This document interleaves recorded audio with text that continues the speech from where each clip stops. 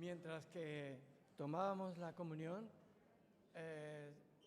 habéis identificado los himnos que interpretaba nuestro hermano Marc. Uno es, no puedo comprender cómo Jesús bajó desde su trono de luz celestial al pueblo de Belén, donde en humildad nació del mundo el Salvador. Y el segundo, del amor divino, ¿quién me apartará? Escondido en Cristo, ¿quién me tocará?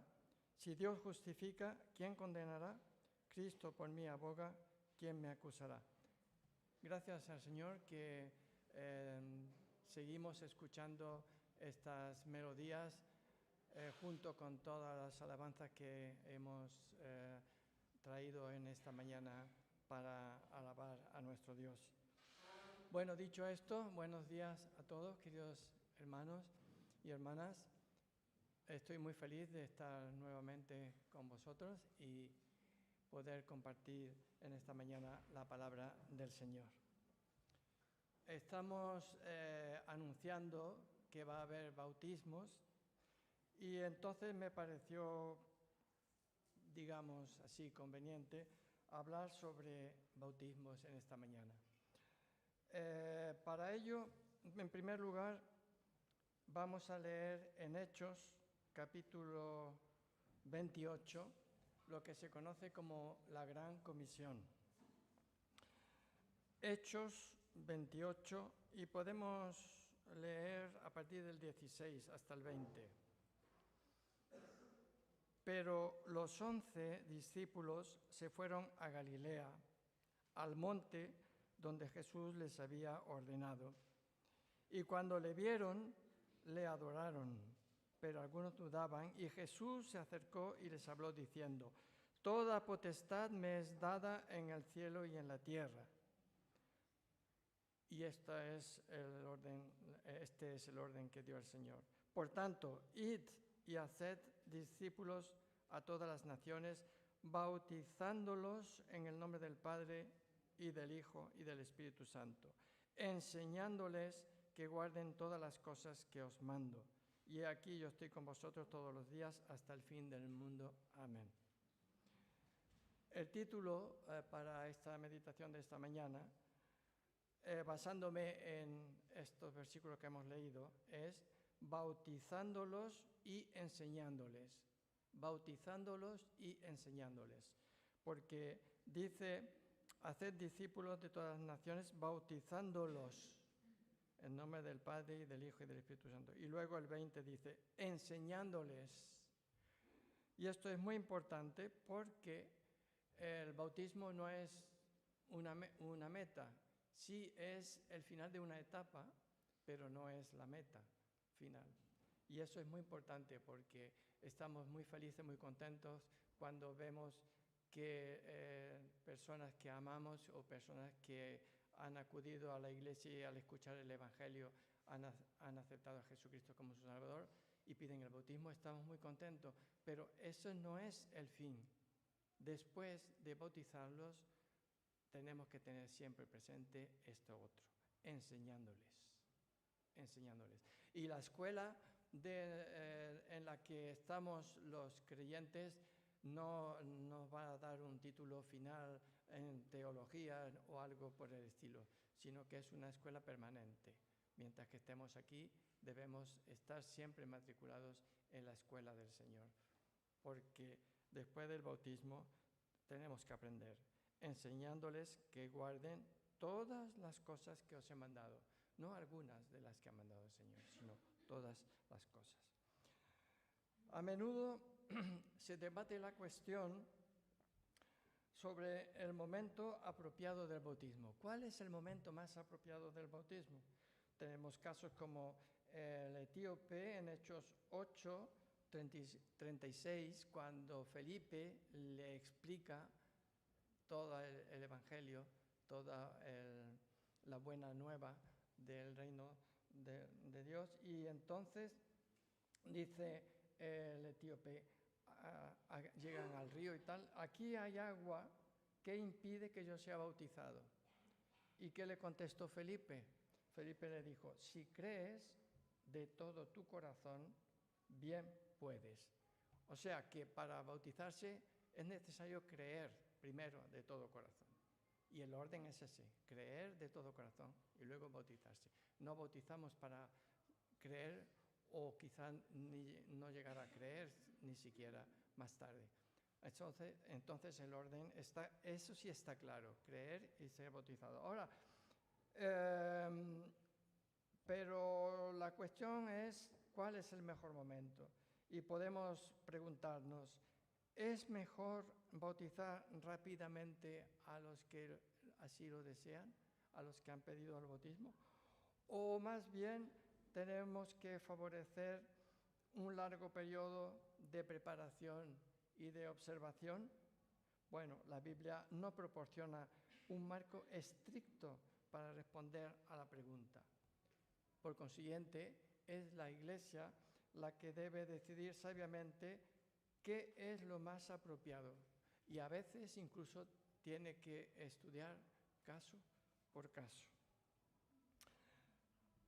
Pero no importa tanto ya cuán exigentes sean los líderes de la Iglesia, ni tampoco importa cuán clara sea la preparación, ni tampoco importa tanto cuán celosos sean los candidatos, porque siempre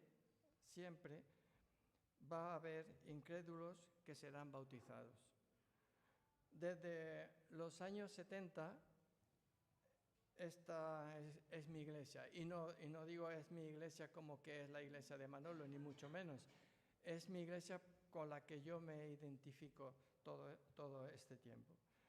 Y tengo que decir que con alegría he visto a muchas personas que han bajado a las aguas del bautismo. ¿Y cuánto anima esto a la congregación de ver que hay nuevas almas que se convierten al Señor y son bautizadas? Y esto es una alegría y un gozo que he podido experimentar durante estas décadas. Y además, más gozo aún cuando veo que continúan sirviendo al Señor con valentía, cuando observo aquí en esta mañana a mis hermanos y a mis hermanas. Pero también tengo que decir que con tristeza recuerdo a todos los que testificaron de su fe y bajaron a las aguas del bautismo para posteriormente abandonarla. Son numerosos y me acuerdo de muchos de ellos. Vamos a ver un pasaje en los Hechos para sacar una lección también de lo que aquí se dice. Hechos, capítulo 8.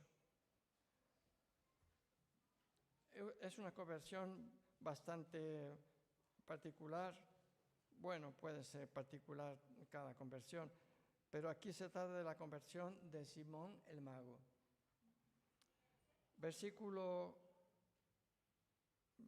Vamos a leer desde el versículo 9, por ejemplo. Hechos 8, 9. Pero había un hombre llamado Simón que antes ejercía la magia en aquella ciudad y había engañado a la gente de Samaria, haciéndose pasar por algún grande. A este oían atentamente todos, desde el más pequeño hasta el más grande, diciendo: este es el gran poder de Dios. Y le estaban atentos, porque con sus artes mágicas les había engañado mucho tiempo. Pero cuando creyeron a Felipe, que anunciaba el evangelio del reino de Dios y el nombre de Jesucristo, se bautizaban hombres y mujeres. También creyó Simón mismo, y habiéndose bautizado, estaba siempre con Felipe, y viendo las señales y grandes milagros que se hacían, estaba atónito. Y ahora vamos a ver el pecado del ex mago. Cuando los apóstoles que estaban en Jerusalén oyeron que Samaria había recibido la palabra de Dios, enviaron allá a Pedro y a Juan. Se estaba cumpliendo lo de Hechos 1:8. Me seréis testigo en Jerusalén, en toda Judea, en Samaria y en el mundo conocido. Ya la Biblia nos da a entender que también quedaban continentes por descubrir más adelante, donde también, gracias a la obra del Espíritu, ha llegado el Evangelio. Los cuales, Pedro y Juan, los cuales, habiendo venido, oraron por ellos para que recibiesen el Espíritu Santo, porque aún no había descendido sobre ninguno de ellos, sino que solamente habían sido bautizados en el nombre de Jesús. Entonces les imponían las manos y recibían el Espíritu Santo. Cuando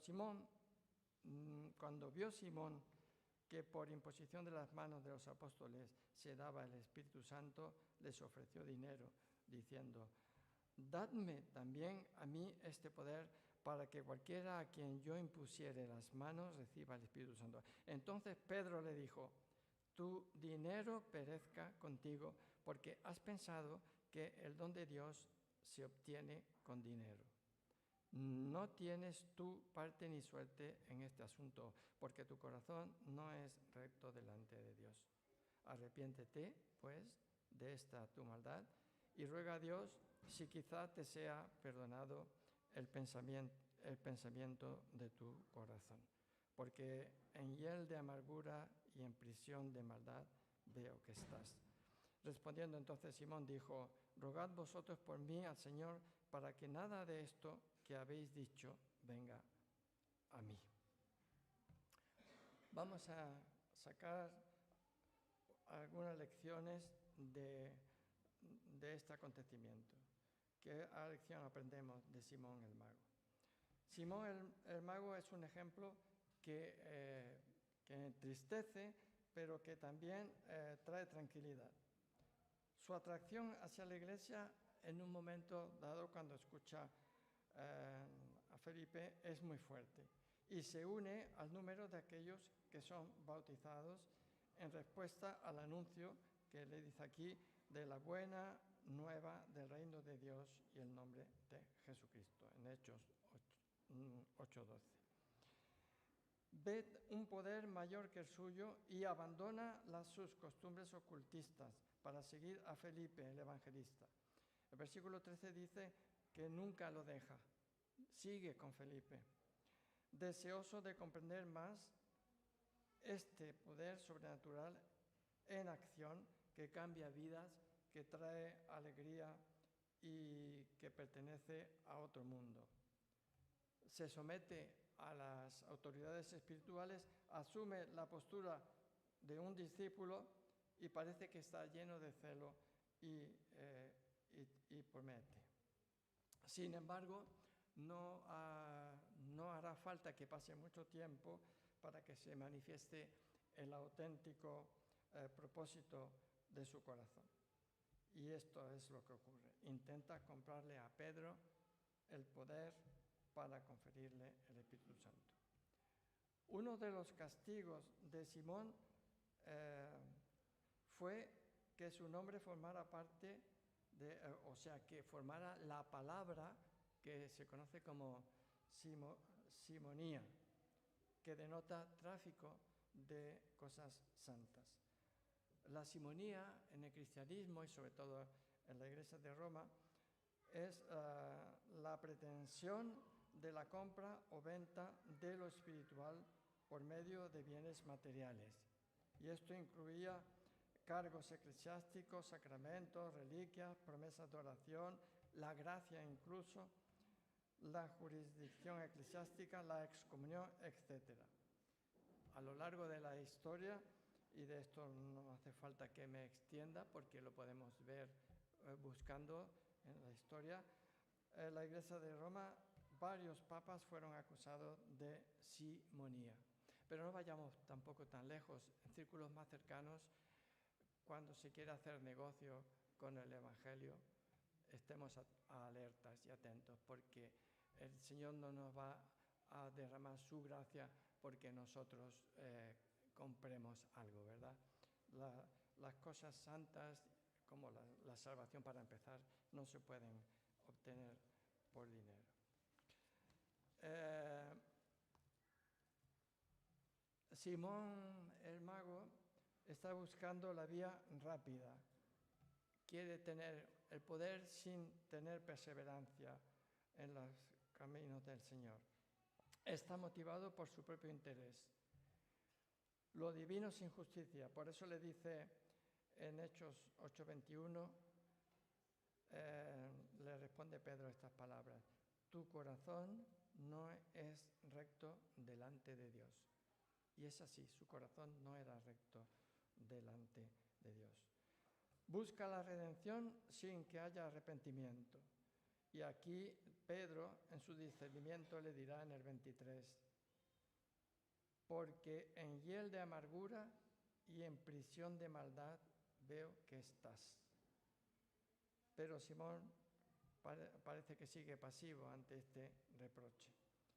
Sin embargo, reacciona cuando le advierte de lo que le puede suceder y pide que rueguen por él para que esas cosas no vengan sobre él. Felipe era parte, como solemos decir, de la crème de la crème, uno de los diáconos más notables de la iglesia de Jerusalén. Y además, el primero que se convirtió en valiente evangelista, saliendo fuera del territorio para proclamar la palabra. El primero en abandonar los territorios judíos para proclamar la palabra con poder. Y sin embargo, bautiza a un incrédulo. Hermanos, Dios ve los corazones.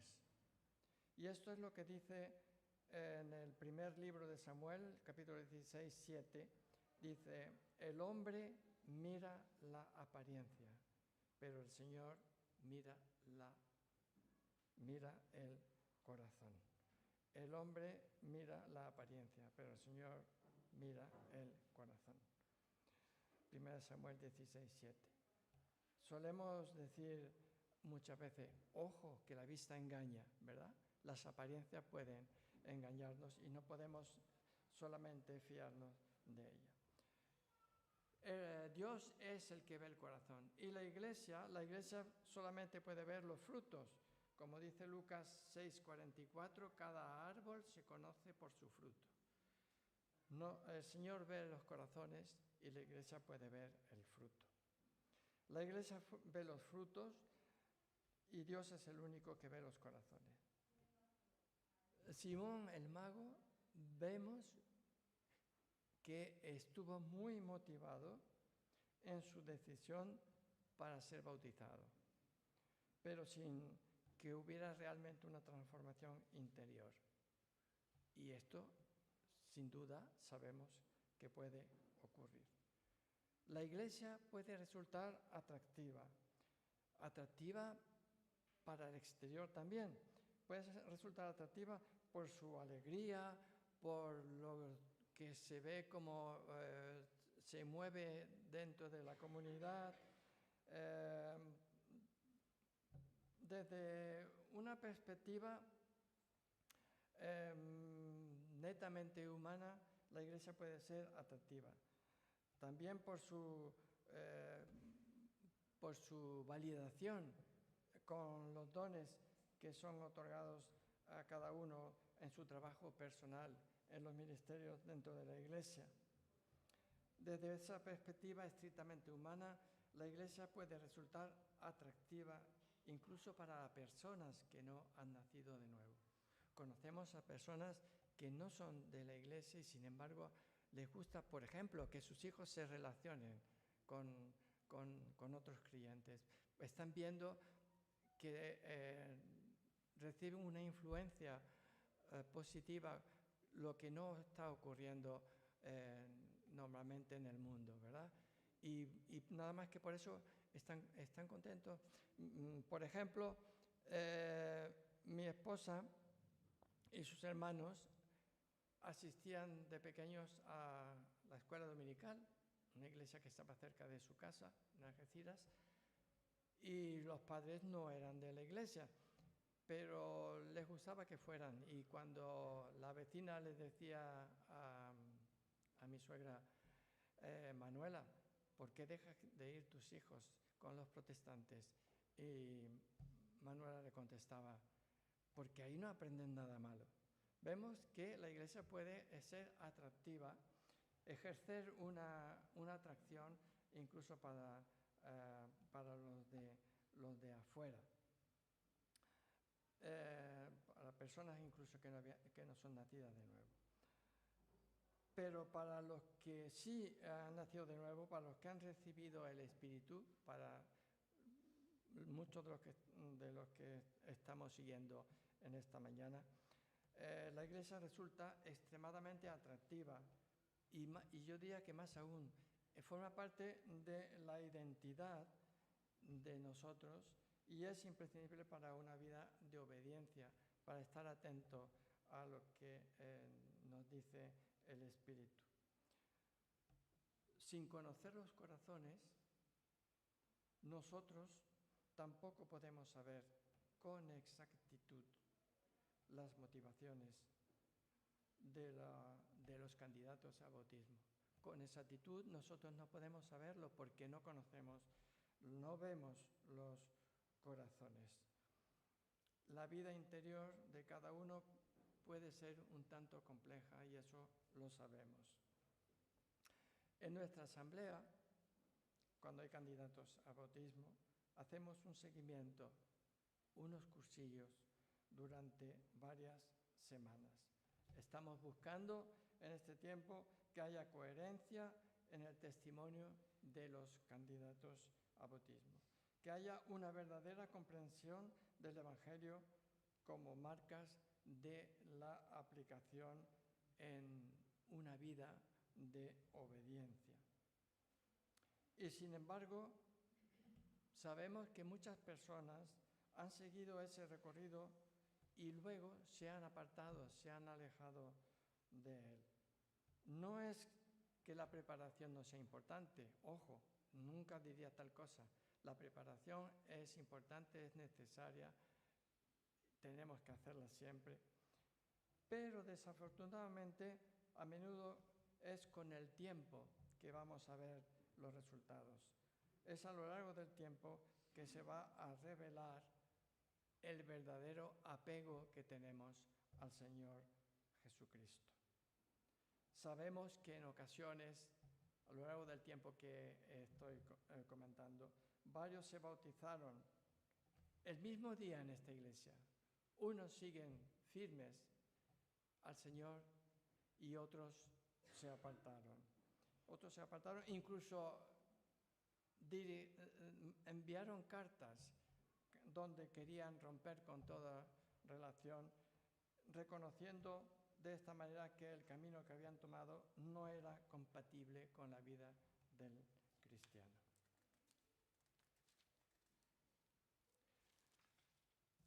Si Felipe no pudo ver el corazón de Simón a través de su bautismo, el exmago se había identificado con la iglesia, ahora encargada de velar por él.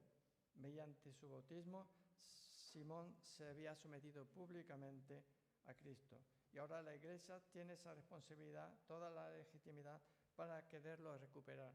Y esto fue el intento de Pedro, que lo hizo con fuerza y coraje. Hoy vamos a ver también que en la Escritura hay un capítulo, el de Mateo 18, un capítulo donde Jesús habla de la vida de la iglesia y su funcionamiento. Y el principal cometido, ¿cuál es? De la iglesia, es velar los unos por los otros para que nadie se extravíe en el pecado. Dios ve los corazones, la iglesia ve los frutos, o también la ausencia de estos, y tiene la responsabilidad de encaminar a sus miembros hacia la coherencia en la forma de vivir. Los responsables de la iglesia podremos ser engañados por personas, ya sea intencionadamente o no, lo sabemos, que solicitan el bautismo y el discipulado sin haber nacido de nuevo. Debemos aceptar todo esto con humildad y así como aceptar también nuestra responsabilidad de continuar velando para que cada cristiano viva una vida coherente de obediencia y de amor hacia Jesucristo, nuestro Salvador. Tenemos que estar atentos para que esto se lleve a cabo. A veces es a través de la perseverancia que las personas se convierten. Cuando finalmente se comprende y se aplica el Evangelio y se da prueba de la fe en humillación y quebrantamiento muchas veces.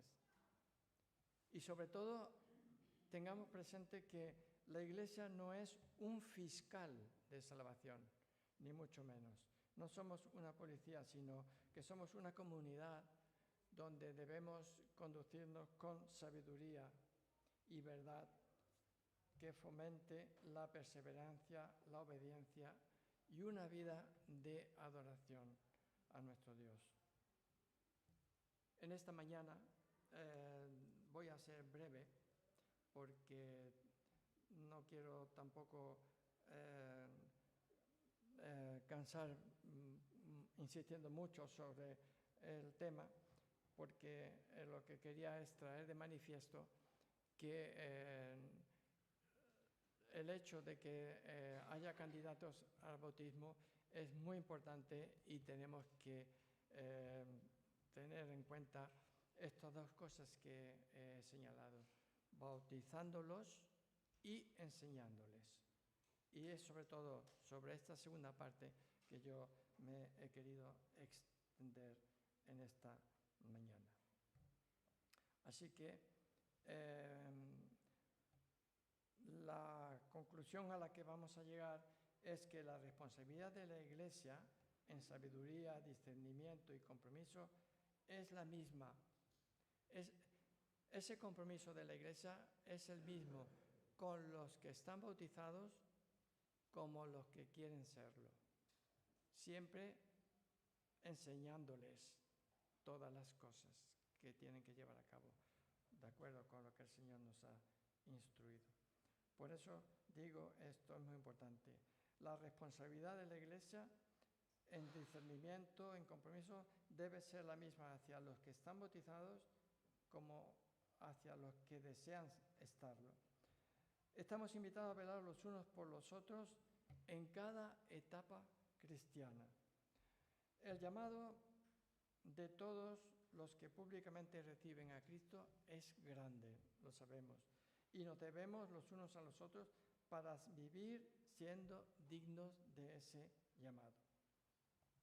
Todavía recuerdo mi bautismo como uno de los días más felices de mi vida, 18/2/68.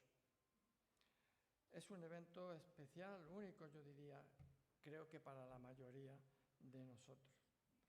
Recientemente, hablando con uno de los candidatos al bautismo, me decía lo siguiente: esta es la decisión más importante de mi vida. Ojalá esto sea verdaderamente el sentir de todo candidato al bautismo, una decisión la más importante de su vida, seguir a Cristo fielmente. Y como muchas etapas de la vida cristiana, esto sería un comienzo y al mismo tiempo el final de una etapa. Creer, bautizarse es una etapa, pero empieza otra etapa, la que nos conducirá hasta la meta. El bautismo no es la meta final, el bautismo es el fin de una etapa. El éxito entonces de los bautismos residirá, por un lado, tanto en la preparación como en el acompañamiento que le sigue. Y aquí volvemos al principio. Bautizándolos y enseñándoles.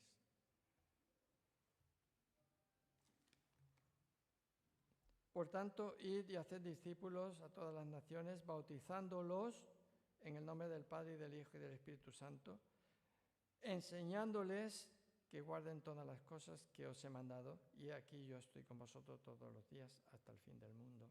Amén. Bautizándolos y enseñándoles. Que así sea.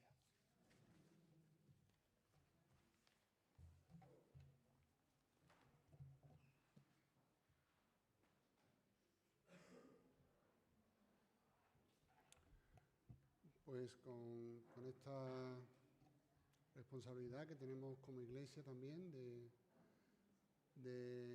enseñar desde el púlpito, desde un discipulado personal a los miembros de la Iglesia, tenemos esa responsabilidad cada uno de nosotros de ayudarnos, de edificarnos mutuamente para cumplir ese mandamiento que el Señor nos dio, ¿no? de bautizar y enseñar a los hermanos. Que el Señor nos dé sabiduría para poder hacerlo lo mejor posible y poder siempre enseñar lo que el Señor nos ha dado y no lo que nosotros pensamos o creemos de cada tema. Señor, vamos a orar y a pedir que Él nos dirija. Señor, gracias por tu palabra, Señor, porque ella nos habla claramente a nuestro corazón y ella nos expone de una forma clara, Señor, cuáles son tus deseos, Señor, pero también cuáles pueden ser nuestras actitudes erróneas, actos que te desagradan, Señor. Pero, Señor, sabemos que tú eres un Dios de misericordia y sabemos que si volvemos a ti con corazones arrepentidos, Señor, reconociendo nuestro fallo y nuestra culpa, Señor, tú eres un Dios misericordioso, como sabemos que es una forma más de bendecirnos, Señor, teniendo de misericordia de cada uno de nosotros. Tú la tuviste de una forma clara y contundente por medio de ese sacrificio que recordamos a través del pan y el vino, pero sabemos que también tú día a día nos perdonas, Señor, de nuestros pecados, Señor, y, Señor, queremos siempre venir a ti para siempre estar en paz contigo, Señor. Ayúdanos a aprender de ti, Señor, a tenerte como nuestro guía y maestro en todo, y gracias por esta enseñanza que hemos recibido hoy acerca del bautismo, Señor, y sus consecuencias, Señor, y Señor, queremos que pronto podamos también poder disfrutar de este bautismo, de estos hermanos que van a pasar por las aguas del bautismo, Señor, como testimonio de su fe en ti, Señor. Sigue bendiciéndonos y cuidándonos, y ahora despídenos, pero también prepara nuestros corazones y nuestras conversaciones para este tiempo de comunión práctica que vamos a tener por medio de esta comida. Señor, gracias por las manos que lo han hecho, han preparado estos platos, Señor, y que podamos tener un tiempo de comunión como tú deseas, Señor. Sigue ayudando a la escuela dominical ahora, y, Señor, gracias por las bendiciones, inmensas bendiciones de diferentes formas que recibimos de ti. Todo te lo pedimos y te damos las gracias en nombre del Señor Jesús. Amén.